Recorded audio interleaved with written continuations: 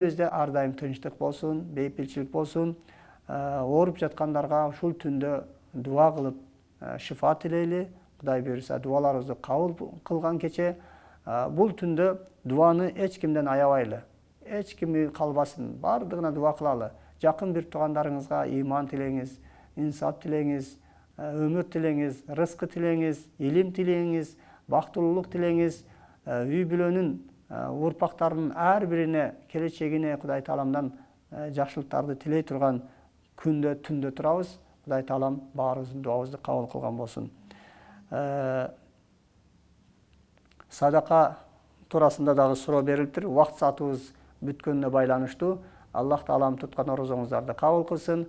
Бүгүнкү түнүңүздөрдү, кадыр түндү ким кадырласа кадыр түнгө жетет, ким барктаса ошол түндүн соогуна тете болот. 1000 айдан ыйык болгон, 1000 айдан улук болгон кадыр түндү текке кетирип уйку менен башка убакытта да уктайбыз, бирок бул түндү уктабай түнү менен бир ибадат кылып чамданыңыздар. Күч кубат берсин. Кудай Таалам өзү жар болсун, дуаларыбызды кабыл кылсын. Дуада мамлекетибиздин тынчтыгын унутпаңыздар. Афат кырсыктардан узак болуусун сураныңыздар. Жергебизде дайым желегибиздин желбиреп турганын сураныңыздар. Ар бир үй бүлөдө иман, ислам, жакшылыктардын болушун тилеңиздер. Кудай Таалам сөзсүз түрдө кабыл кылуучу ыйык кечеде турабыз. Ассаламу алейкум ва рахматуллахи таала ва баракатуху.